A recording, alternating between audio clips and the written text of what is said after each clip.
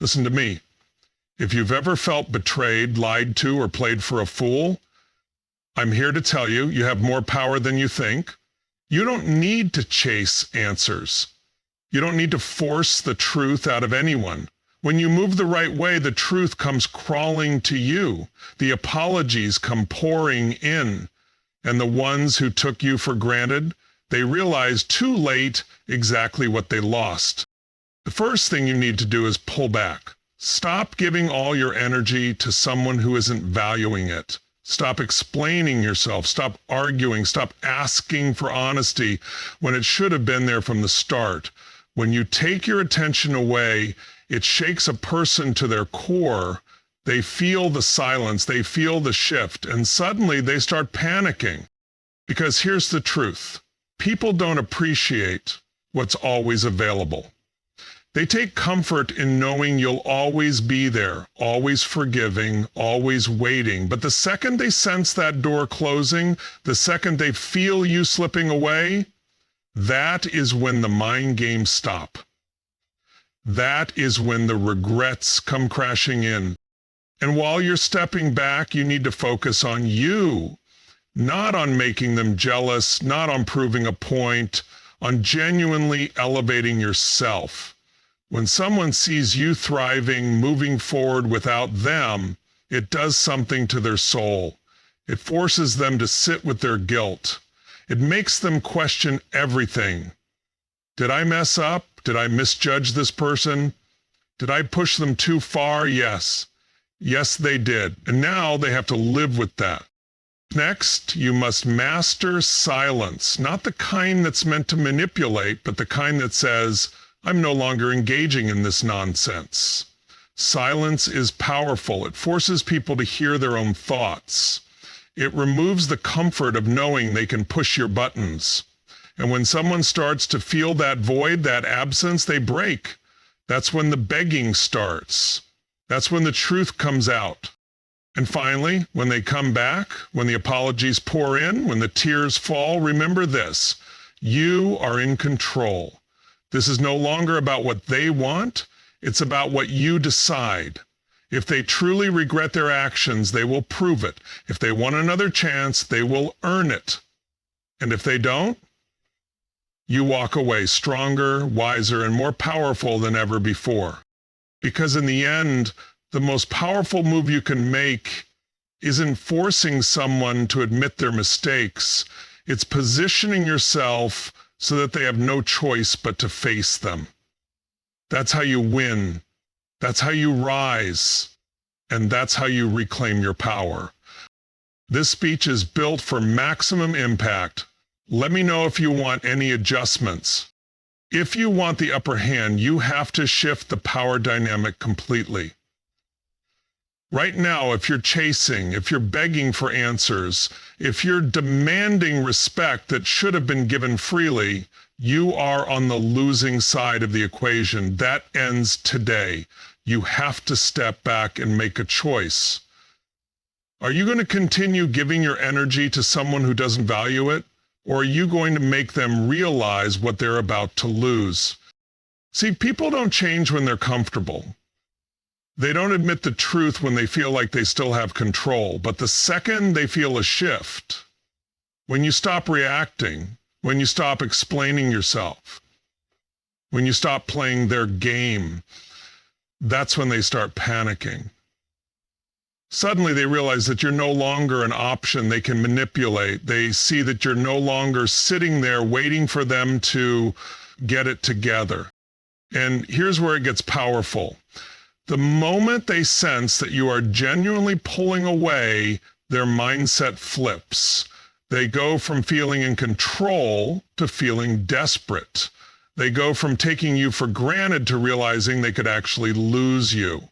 And that fear, that's what makes them crack. That's what makes them admit things they swore they'd never say.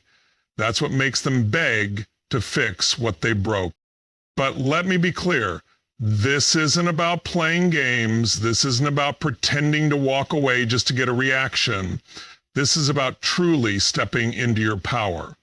Because when you stop feeding their ego, when you remove yourself from their cycle of lies and manipulation, they have no choice but to face the reality of what they've done. And when they do, that's when everything shifts in your favor.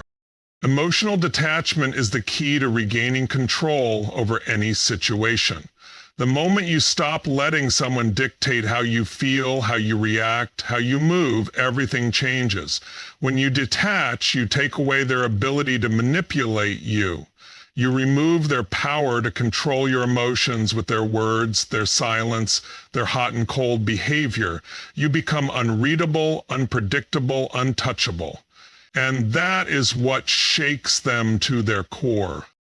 Because here's the truth, when someone knows they can trigger you, they feel safe. They know exactly which buttons to push to make you react.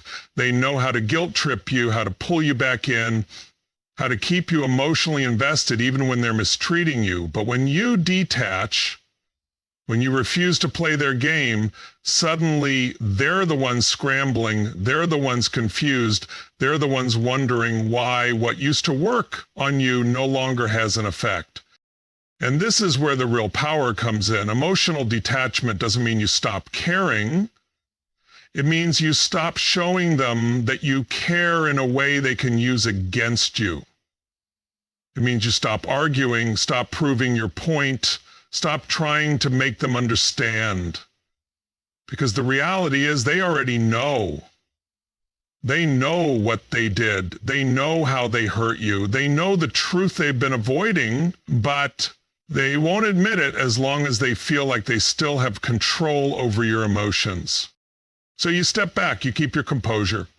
You don't react to their attempts to provoke you. You don't let their words shake your confidence. You don't let their silence make you chase them. You move as if their presence or absence makes no difference in your life. And that will drive them insane. That will force them to rethink everything. Because nothing is more terrifying than realizing the person they thought would always be there is no longer emotionally invested. And when they feel that shift, they will do anything to pull you back in, anything to break through that detachment, anything to make you feel again. But here's the catch. By the time they realize it, you will already have won, because emotional detachment isn't about making them suffer. It's about setting yourself free. And once you're free, there's no going back. Silence is one of the most powerful weapons you can use. Most people think power comes from having the last word, from proving a point, from forcing someone to listen. But true power, true control, it comes from knowing when to say nothing at all. Silence forces the other person to sit with their own thoughts, their own guilt, their own fears. It creates space. Space that makes them uncomfortable, space that makes them overthink, space that makes them realize just how much of your presence they took for granted. When you stop responding, they start wondering. When you stop explaining, they start questioning. When you stop engaging, they start feeling the weight of what they've done. Because as long as you're arguing, as long as you're demanding answers, as long as you're reacting, they still feel like they have control. They know they can get under your skin. They know they still have your attention. But when you go silent, that's when panic sets in. That's when they start to break. And don't mistake silence for weakness. Silence is calculated. It's deliberate. It's saying, I don't need to fight for my worth. I don't need to beg for respect. I don't need to lower myself to your level. It forces them to deal with the reality of their actions without your reassurance, without your comfort, without your validation. It makes them question whether they've lost you for good. People underestimate the power of silence because they think communication is the only way to get through to someone. But silence is communication. It's a statement, it's a boundary, it's a message that says, I'm done explaining, I'm done pleading, now it's on you to figure it out. And when someone truly realizes they no longer have access to you in the way they once did, that's when they break. That's when they start chasing. That's when they start confessing. Because the truth is, most people don't regret losing you until they feel the emptiness your silence leaves behind. And when that happens, you won't have to ask for the truth. It will come pouring out of them. Nothing shakes a person more than the fear of truly losing someone they took for granted. It's one thing for them to assume you'll always be there, waiting, forgiving, tolerating their mistakes. But the second they realize they pushed you too far, the moment they see that you're slipping away for good, that's when everything changes. That's when the regret kicks in, the desperation takes over, and the truth starts spilling out. People don't panic when they think they still have control. They panic when they realize they don't. As long as they feel like you're still emotionally invested, they feel safe. They assume they can come back whenever they want. They assume you'll keep waiting. But the second you start moving differently, when you stop reacting, when you stop chasing, when you start glowing without them, that's when the fear creeps in. It's not about playing games. It's about showing through your actions that you are not someone who waits around for anyone to get it together. You don't beg for effort. You don't settle for breadcrumbs. You don't tolerate being taken for granted. And when they see that their usual tactics aren't working anymore, they start to spiral. They start checking up on you. They start wondering, who's taking your attention now? They start imagining a life where they no longer have access to you. And that fear makes them unravel. This is why you don't argue. This is why you don't try to force them to care. You simply remove yourself. You show them that they are no longer a priority, and suddenly they're the ones who feel insecure. They're the ones replaying every mistake in their mind, wondering if they went too far. They're the ones feeling the emptiness where your presence used to be. And when they finally come back, because they will, you'll see something you never saw before: sincerity.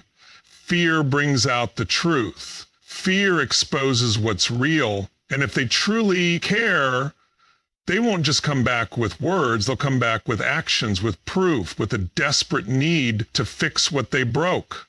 But by that time, you'll have the power. You'll decide if they're even worth another chance. Because the moment they fear losing you, the dynamic shifts.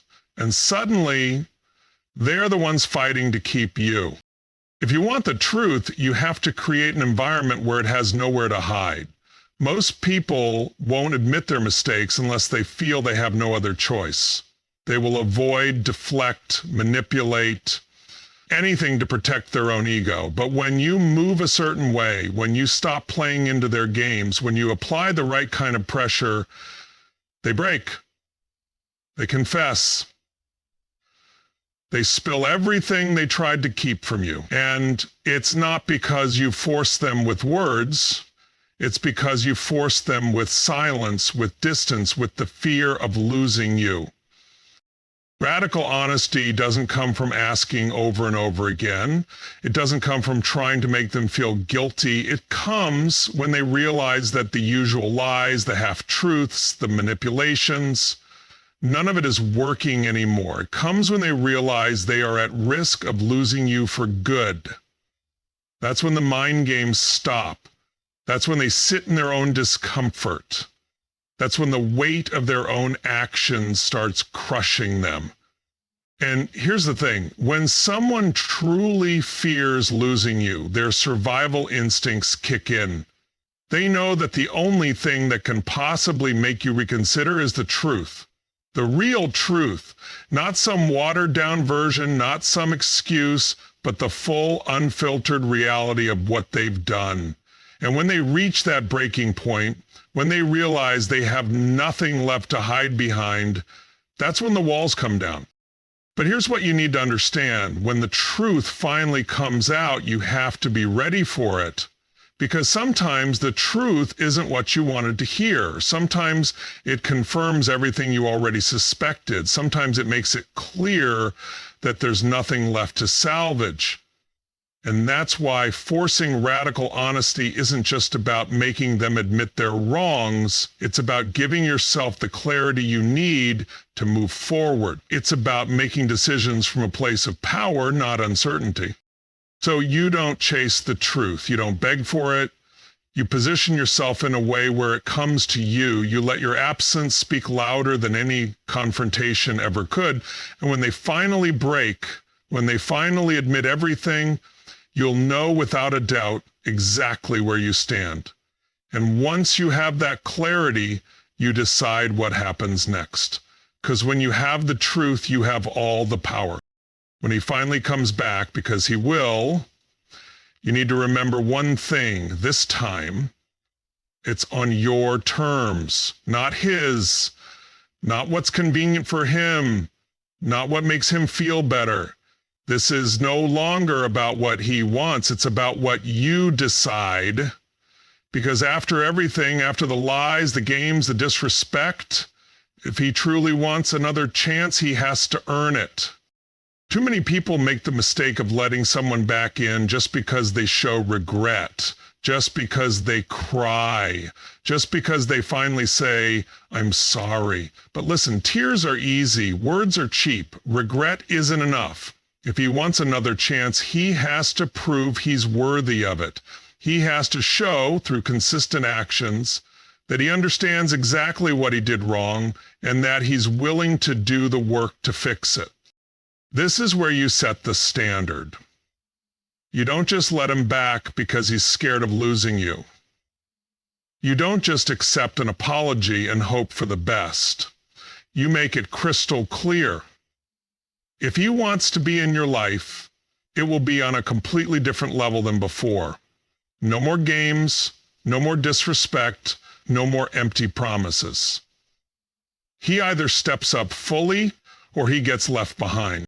And here's the real test. If he truly values you, he won't resist your boundaries. He won't argue when you tell him things have to change. He won't guilt trip you or try to rush the process or act like he deserves instant forgiveness just because he's finally admitting the truth. He will respect your standards. He will show you day after day that he's serious. Because a man who genuinely wants to make things right will be grateful for another chance. He won't complain that it's too hard. He won't act like he's the victim. He will do the work. But if he doesn't, if he tries to manipulate his way back in, if he shows you through his actions that he hasn't really changed, then you walk away for good. No second chances, no looking back, because by then you'll already know your worth. You'll know that you were never the one who needed to prove anything. And once you realize that, you'll never settle for less again. Here's your complete speech in the style you requested. There comes a moment when everything shifts. A moment when you realize you've been giving too much, waiting too long, and settling for far less than you deserve. And in that moment, you make a choice. You either stay in a cycle where someone else controls the game, or you break free and take back your power. Because the truth is, no one confesses their mistakes when they feel safe. No one changes when they still feel in control. But when you move differently, when you shift the power dynamic, when you stop reacting, that's when they start to break. See, people don't fear losing something they believe will always be there. As long as you're chasing, as long as you're begging for answers, as long as you're demanding what should have been freely given, they have no reason to admit anything. They have no urgency to change. But the moment they sense a shift, the moment they realize you're no longer playing their game, that's when the fear kicks in. That's when their grip starts slipping. That's when they realize, maybe for the first time, that they might actually lose you.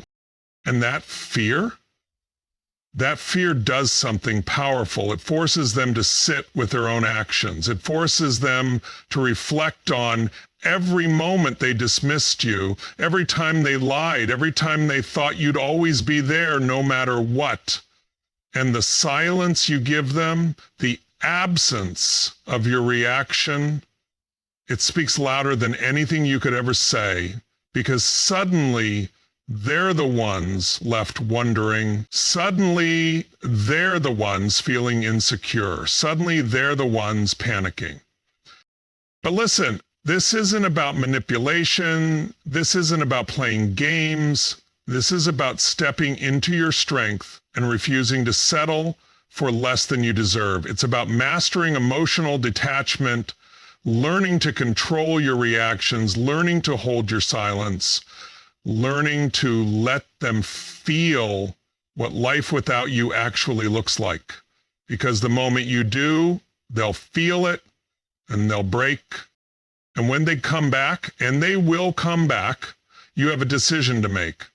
Will you let them in just because they're scared? Just because they're saying what you've always wanted to hear? Or will you make them prove that they've changed?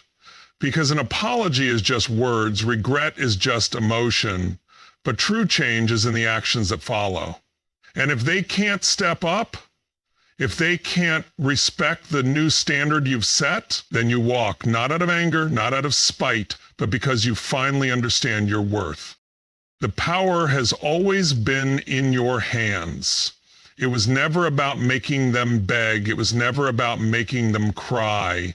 It was always about making yourself so unshakable, so self-sufficient, so untouchable that they have no choice but to face the truth. Because at the end of the day, you were never the one who lost, they were. And by the time they finally realize it, it might just be too late.